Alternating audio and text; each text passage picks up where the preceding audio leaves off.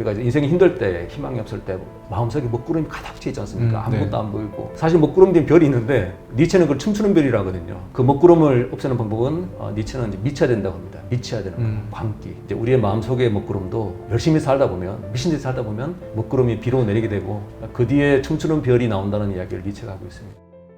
오늘은 소위 가장 핫한 베스트셀러의 주인공이시죠. 아마 다들 아실 겁니다. 마흔에 읽는 쇼펜하우어의 저자 강용수 작가님을 저희 스튜디오에 직접 모셨습니다. 작가님 안녕하십니까? 예, 안녕하십니까? 하와이 데저텍 구독자님 안녕하세요. 전 철학자 강용수입니다. 마흔에는 쇼펜하우어를 냈고 아주 최근에 많이 팔려서 꿈꾸는 듯이 살고 있습니다. 늘 감사합니다. 쇼펜하우어 철학에 있어서 한국 최고의 전문가 중 한 분이신데요. 또 니체 전문가이시기도 하고요. 사실 그 전까지 쇼펜하우어, 니체 하면은 일부 철학자들이나 이렇게 하는 얘기로 언급되는 그런 이름이었는데 아르투어 쇼펜하우어, 프리드리히 니체가 대중들에게 자리를 잡았어요. 거기에는 이제 작가님의 마흔에 읽는 쇼펜하우어가 정말 큰 역할을 하지 않았나 싶은데요. 무려 독일까지 가셔서 철학 박사학위를 받으셨습니다. 독일에서 직접 받으셨는데요. 여기 특이해요. 학창 시절에 쇼펜하우어의 삶과 죽음의 번뇌를 너무 감동 깊게 읽으셨다고요. 예, 그때나 네. 지금이나 20대는 가장 힘든 시기입니다. 쇼펜하우어도 이야기를 합니다. 20대가 왜 힘드냐면 욕심은 많고 현실은 녹록지 않고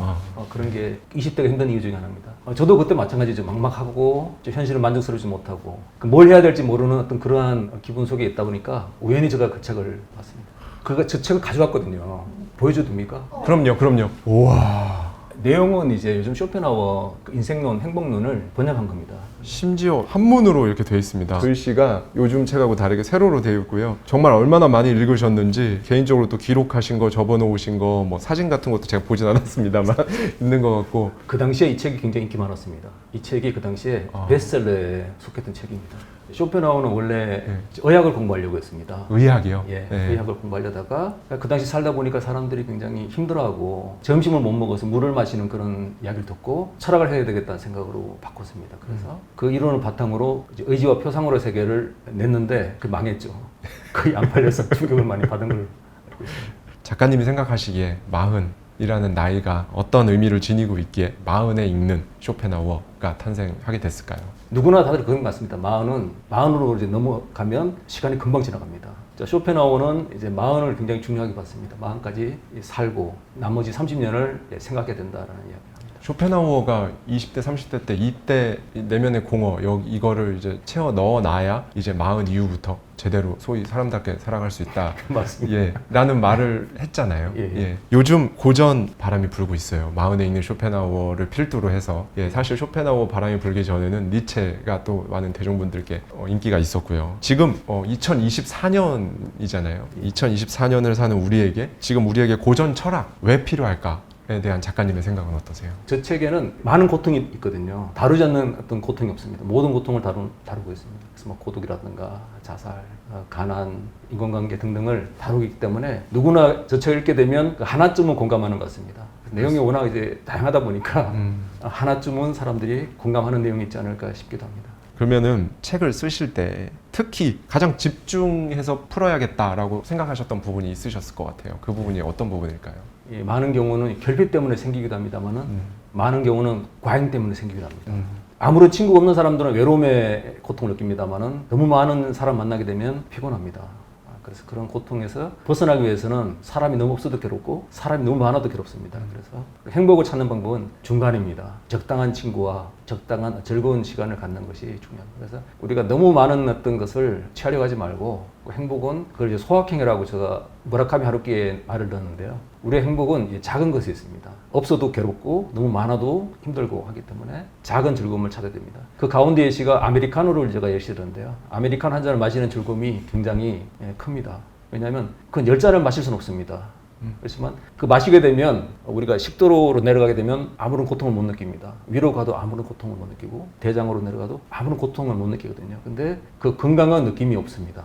그래서 많은 사람들이 인생이 고통스럽다고 느끼는 게 뭐냐면 좋은 인간관계는 느낌이 없습니다. 부모님의 사랑 이런 것은 아무런 느낌이 없거든요. 마치 우리가 아메리카노 한 잔 마실 때 네. 아무런 느낌이 없는데 그게 감사하는 사람 아무도 없습니다. 당연한 거지. 건강을 나타내거든요. 근데 사람들이 그렇게 건강을 못 느끼고 좋은 인간관계도 못 느끼고 그리고 우리한테 잘해주는 사람들의 뭐 사랑이라든가 우정을 전혀 못 느낍니다. 마치 우리가 온전한 몸을 못 느끼는 것처럼. 근데 이제 배탈이 나거나 치통이 생기면 느끼게 되거든요. 인간관계도 틀어지게 되면 비로소 알게 됩니다.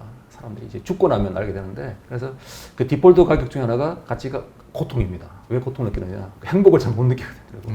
고통만 느끼기 때문에 인간의 인생이 고통스럽다고 이야기합니다. 한마디로 말씀드리면 인간이 고통이라 느끼는 이유 중에 하나는 그 인지적인 오류가 있습니다. 고통만 느끼고 행복을 못 느끼는 그런 오류가 있다고 볼 수 있습니다. 쇼펜하우는 자신이 하고 싶은 거와 할 수 있는 것을 찾으라고 합니다.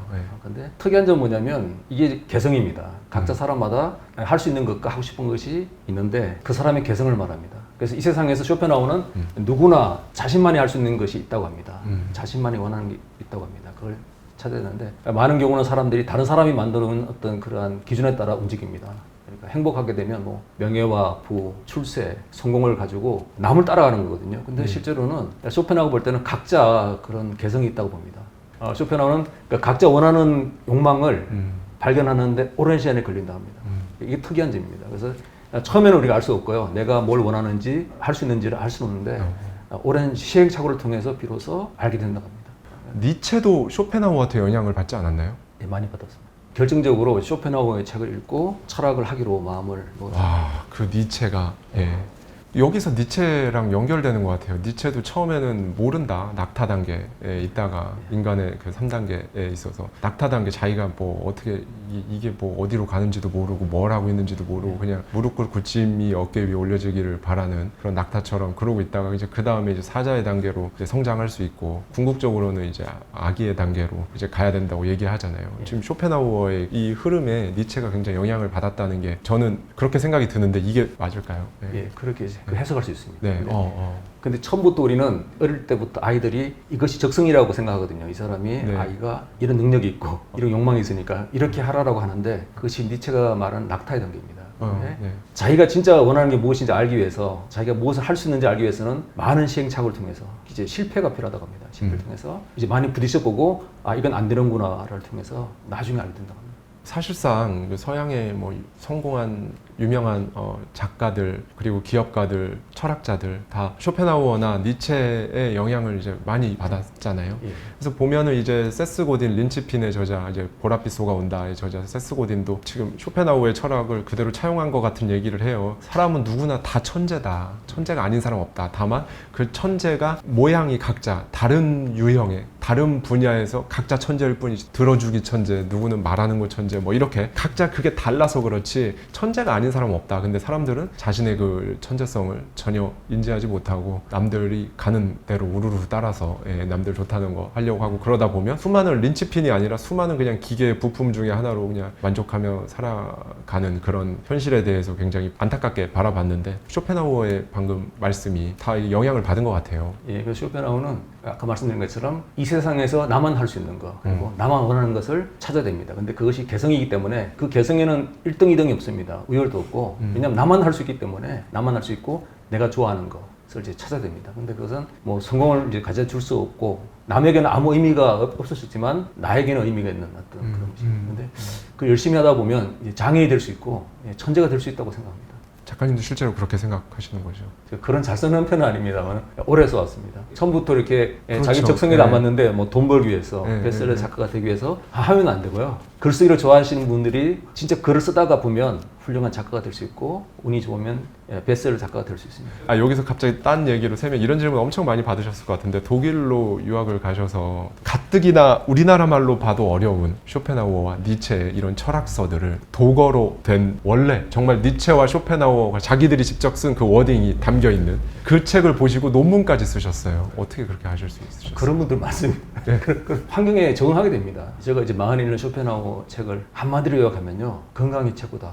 그리고 오래 살아라 라는 말로 요약할 수 있습니다. 왜냐하면 많은 사람들이 속단하는 경우가 있어요. 인생이 힘드니까 뭐 헬조선이다. 이번 생은 망했다는 식으로 속단해서 내일은 없을 것이라는 걸 생각하면서 젊은 사람들이 자살하기도 하고 자살률이 제일 높습니다. 근데 쇼펜하우어는 아까 말씀드린 것처럼 한 70년은 채워야 됩니다. 40년은 경험하고 30년은 그것에 대한 주석을 달으라고 합니다. 그래서 한 70년을 건강하게 살고 난 이후에 인생이 싫다면 그때 결정하십시오. 네, 미리 뭐 20대 때 살아보고 대충 살아보고 야 진짜 이거 지옥이구나 라고 빨리 결정하지 말고, 그래서 쇼펜하우어는 그 건강이 90%라고 하거든요. 그 행복의 90%는 건강이라고 합니다. 그래서 판단은 나중에, 지금 하지 마시고. 그 예전엔 지금보다 평균 수명도 훨씬 짧았을 텐데 예. 그런 쇼펜하우어가 최소 40년은 해보고 그때 이후에 그때 쌓아놓은 걸 바탕으로 그때부터 이제 제대로 사는 거다라고 얘기를 해줬는데 지금은 사실 평균 수명이 훨씬 길어져서 40 이후에 살아갈 날이 더 많잖아요. 그러니까 작가님께서는 지금 말씀해주신 메시지가 너무 이른 시점에 판단하지 말고 충분히 해보고 건강을 가장 우선시하면서 충분히 해보고 나서 판단해도 늦지 않다라는 이렇게 메시지를 전달해 주시는 거라고 생각하면 맞을까요?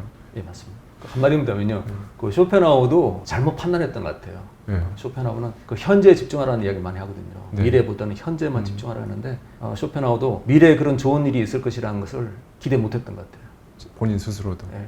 쇼펜하우어도 속단을 내린 거죠. 아. 그 현재 집중하고 미래에 명예와 부와 모든 걸 가질 거라는 생각하지 못하고 현재만 집중하라는 이야기 했던 것 같아요. 그게 아니라 미래에 좋은 일이 있을 수도 있습니다. 우린 모르겠지만. 쇼펜하우어가 현재에만 집중해라 라고 하는 거에 대해서 작가님은 개인적으로 철학자로서 동의를 하시는지? 공감이 안 되죠. 쇼펜하우어는 과거에 대한 생각도 버리고 미래에 대한 기대도 버리고 지금 현재 이 순간을 즐겨라는 이야기가 많거든요. 현재 이 순간.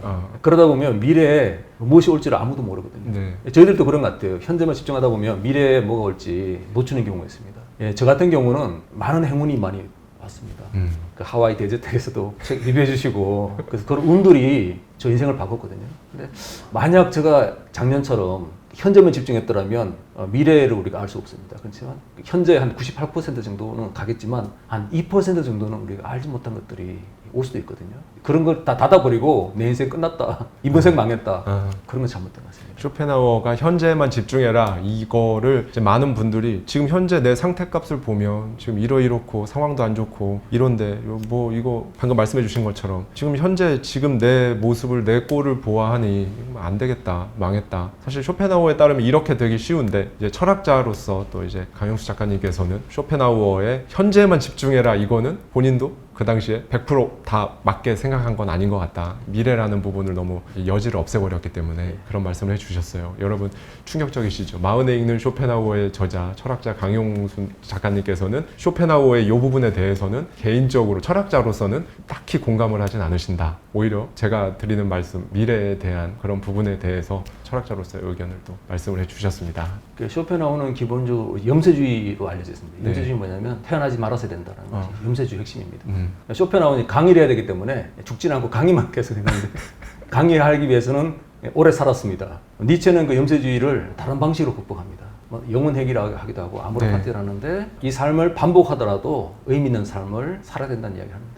쇼펜하우어가 갖고 염세주의, 태어나지 않았더라면 좋았을 텐데 태어나지 말았어야 된다라는 그런 생각을 니체는 잘 태어났다, 다시 태어나도 이 삶을 살았으면 좋겠다. 그래서 영혼회귀를 그래 보시면 되거든요. 이 삶이 반복되기를, 다시 태어나도 반복되기를. 그래서 그 영혼회귀 속에는 그래서 지금 현재 이 순간의 찰나를 정말 제대로 정말 잘 살아야 된다, 흘려보내지 말고 그런 의미가 담겨 있는 거잖아요. 예. 영혼회귀 중에 하나가 좋은 거 뭐냐면요, 영혼회귀는 영혼이 반복하는 뜻이거든요. 네, 네. 그래서 어떤 사람이 좋으면 다시 태어나도 만나고 싶은 게 영혼회귀입니다. 맞아요. 우리 여기서도 만나는 게 네. 영혼회귀입니다. 다음 생에도 만나고 싶은 그런 네. 그게 이제 좋은 영혼회귀의 의미고, 니체가 말합니다만은 우리를 눈물 나게 했던 그러한 슬픈 기억들, 무덤에서 눈물을 흘렸던 그런 슬픈 일들까지도 원하는 것이 바로 영혼회귀가 맞습니다. 그리고 영혼회귀는 내가 좋아하는 사람을 계속 만나는 것도 영혼회귀입니다만은 진짜 영혼회귀는 나를 괴롭혔던 사람도 만나는 거. 네. 그게 진짜 용기. 그게 용기다라고 니체가 얘기를 했죠.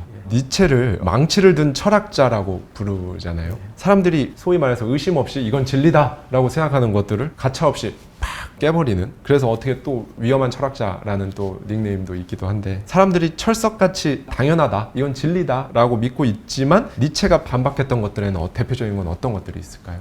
니체가 비판한 것 중 하나는 그 노예적인 어떤 그런 건성들, 노예적인 가치를 비판했습니다. 그러니까 노예들은 남이 잘 살고 성공하고 돈 많이 벌면 배합합니다. 그런 사람들을 다 깎아내려서 자신은 아무것도 없고 순수하고 때묻지 않고 포장을 하거든요. 그래서 나보다 뛰어나고 잘생기고 돈이 많은 사람들을 악하다고 생각하고 반대로 나는 선하다, 그런 가치를 이야기합니다. 그래서 니체가 망치로 부수려고 했던 것은 여러 가지가 있습니다만 그 중에 하나는 시기심, 질투, 열등감을 가진 노예들의 그런 잘못된 생각들을 깨부수려고 했습니다. 그런 말 있잖아요. 거지는 부자를 질투하지 않는다고 하더라고요. 거지는 옆에 있는데 나보다 조금 더 잘 벌고 있는 거지를 질투하고 견제하고, 정작 부자는 질투하거나 견제하지 않는다라는 말을 하는데, 그 말씀을 들으니까 이게 어떻게 보면 동서고금을 막론하고 인간의 본성일까요? 이게 본능일까요? 그런 부분들이요. 노예들이 그렇게 많이 이야기하고요. 그래서 남이 잘 되는 걸 인정을 못하는 거죠. 그 시기심의 반대는 축하해 주는 겁니다. 남이 성공하면 잘 됐습니다 하는 것이 축하해 주는 것이 그런 남을 긍정하는 거죠. 근데 그게 잘 안 되잖아요. 안 되기 보통. 때문에 배합하는 거죠. 네, 인간의 세 가지 상태 아까 말씀해 주셨지만, 그리고 이게 이제 초인의 개념과도 이제 연결이 되는데, 인간의 3단계 아까 간단히 앞서 언급해 주셨지만 세 가지 단계, 그다음에 초인의 개념에 대해서 한번 쉽게 설명 한번 해 주실 수 있을까요? 예. 니체는 인간의 정신의 변화를 세 가지로 보고 있습니다. 네네. 첫째는 낙타. 남이 이제 짐을 실어주기 때문에 맹목적으로 예스를 하는 그런 단계입니다. 네. 누가 짐을 실어주면 그게 복종하는 그러한 단계를 말합니다. 그래서 묵묵히 사막을 걸어가는데 자기 스스로 정하지 않고 남이 실어주는 짐을 등에 끌고 얹고 그냥 가는데 어디로 가는지 모릅니다만은 사막을 가기 때문에 좀 황량합니다. 이런 사람들은 남이 시키는 대로 하는 그러한 삶을, 노예적인 삶을 말합니다. 두 번째 사자는 예스가 아니라 노를 말합니다. 그 사자와 대비되는 게 용이거든요. 그 용이 이제 비늘에 모든 가치를 갖고 이제 빚을 낸다고 합니다. 그 모든 그 성각의 항목이 만들어진 거예요. 그러니까 새로운 게 없다라고 하는데 사자가 그것에 대해서 부정합니다. No, 내가 할 거다라고 하면서. 그래서 용이 바로 신을 의미하거든요. 신이 만드는 어떤 규칙들, 규범들이 있는데 그 성각의 이제 가치를 말합니다. 근데 사자가 마치 망치로 깨는 것처럼 네. 그 규범을 깹니다. 그 마지막 단계가 어린아이 단계입니다. 어린아이는 이제 망각이라 하거든요. 모든 규범을 잊고 새로운 출발을 하고, 그 잊었기 때문에 새로운 출발이 가능합니다. 그리고 죄책감도 없고 놀이한다는 개념이 있는데 그 놀이 개념이 중요합니다. 그 어린아이는 어떤 성공을 바라거나 출세를 바라거나 어떤 목적을 갖고 사는 게 아니라 뛰어논다고 합니다. 즐기는. 마치 인생을 노동하거나 어떤 목적을 갖고 사는 게 아니라 어떤 놀이하는 어떤 개념으로 보고 있습니다. 이 3단계 정신의 변화를 거쳐서 어린아이의 단계에 이르면 그 다음에 이제 초인이 되는 거죠. 니체가 정의하는 초인은 정확히 뭘까요? 네. 자, 초인은 여러 가지 의미 있는데요. 첫째는 초인은 인간이 극복되어서 새로운 존재가 되는 겁니다. 그러다 보니까 슈퍼맨이기 때문에 뭔가 자기보다 더 높은 단계로 올라가는 듯한 고양되고 상승된다고 하는데 그건 잘못됐습니다. 그 예시가 있는데 그 중에 하나가 인간을 하천에 비유합니다. 인간은 작은 하천이고 더러운 하수구라고 보고 있고 그 다음에 초인을 바다라고 보고 있습니다. 바닷물은 썩지 않거든요. 바닷물은 온갖 썩은 물들을 다 포용하지만 스스로 썩지 않는 것처럼 초인이라는 것은 많은 사람들, 여러 가지 사람들을 내치지 않고 다 품고 차별하지 않고 품지만 그 품 안에서 자신은 오염되지 않는 그러한 넓고 깊은 그런 마음을 말입니다. 그래서 많은 분들이 초인하게 되면 뭔가 히틀러가 말했던 뭐 독재자 이런 건 아니고 바다처럼 다른 사람을 품되 자신을 썩지 않는, 그러려면 자신이 낮아야 됩니다. 자신이 올라가면요 하수구가 들어오지 않습니다. 그렇죠. 자신을 낮출 때 모든 오수들이 이제 자기한테 들어오는 그런. 플라톤의 이데아, 동굴이 정말 유명하잖아요. 동굴 밖에 불빛의 그림자를 보면서 그림자가 세상의 전부라고만 생각하고 묶여있기 때문에 뒤돌아볼 수도 없고, 근데 결국 그 동굴 밖으로 나왔을 때 혹은 뒤돌았을 때 그 그림자를 만들어낸 원형이 얼마나 볼품없는지, 그 동굴 밖으로 나왔을 때 얼마나 또 새로운 세상이 있는지 인간은 모른다. 보통 사람들이, 저는 그 상태로 많이 산다고 생각하거든요. 실제로 니체도 또 동굴에 대해서 얘기를 하잖아요. 어떻게 다를까요? 플라톤의 동굴은 말씀하신 것처럼 제수들이 이제 묶여가지고 그렇죠. 그림자를 보고 잘못된 판단을 하고 있다고 보고 있는데 니체는 그렇게 보지 않습니다. 니체는 자라투스는 이렇게 말할 때 보게 되면 자라투스트라가 동굴에서 살거든요. 거기서 깨달음을 갖고 밑으로 내려옵니다. 그러니까 동굴이 깨달음의 공간입니다. 깨달음의 공간.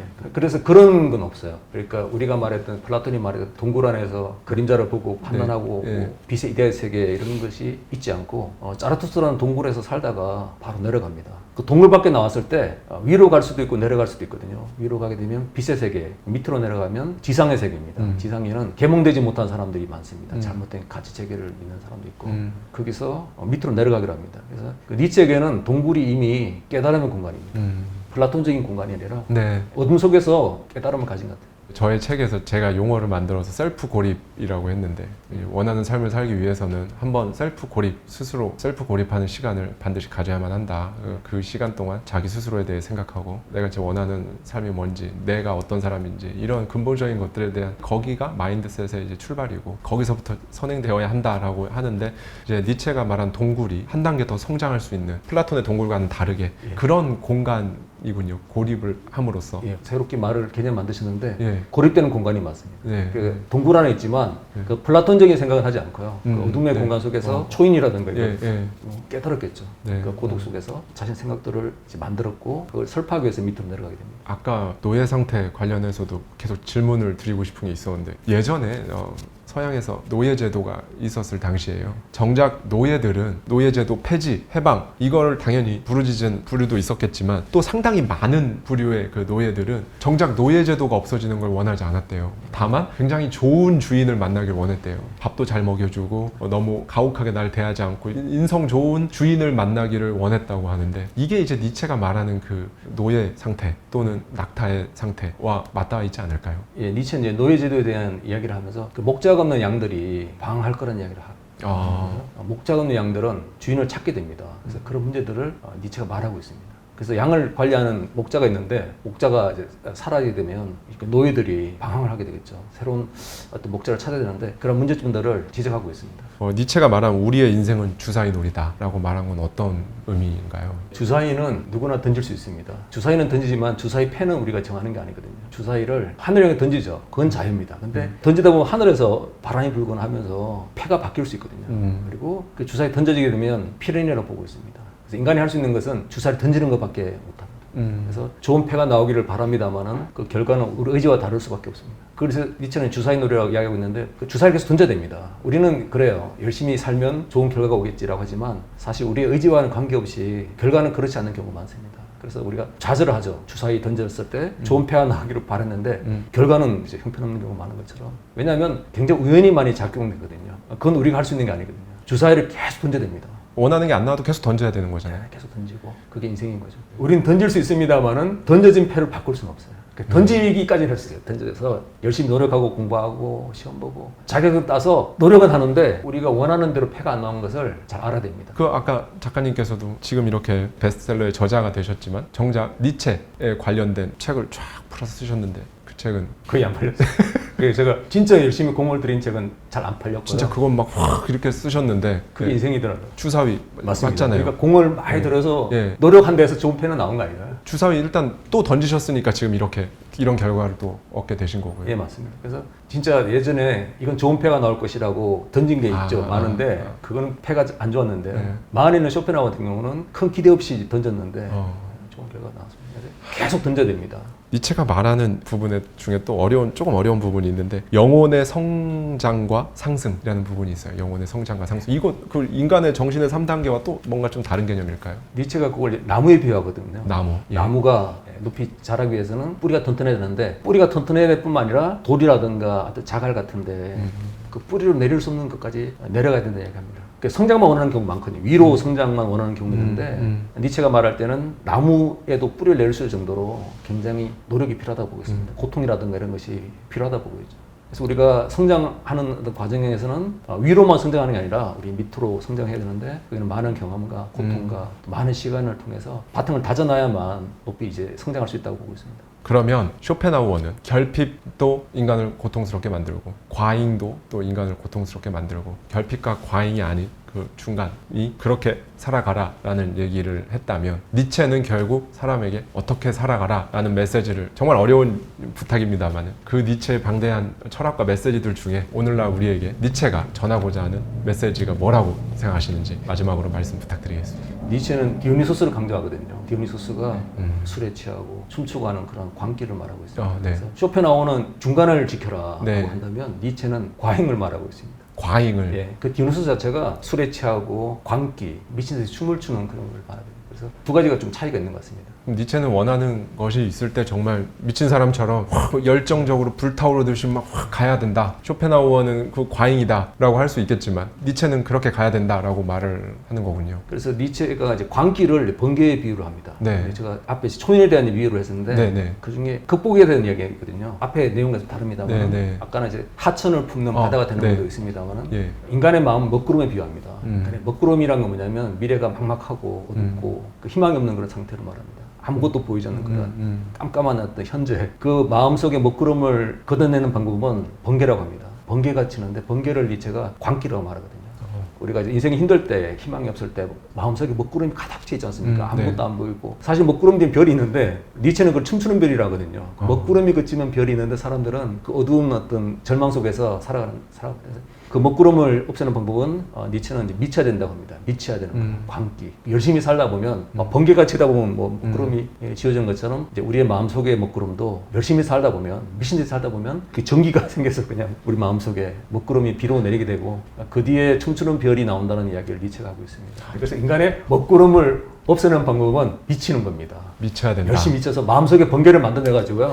광기를 느껴야 돼요. 그 머릿속에 번개가 치게 되면 이제 슬픔도 사라지고 네네. 눈물은 나겠죠. 근데 막막한 거기서는 가만히 있으면 안 됩니다. 열심히 살다 보면 그 우리 마음속에 있는 먹구름이 전기를 통해서 미친 듯이 살다 보면 그것이 비가 내리게 되면 비로소 맑은 하늘이 보일 거라 생각합니다.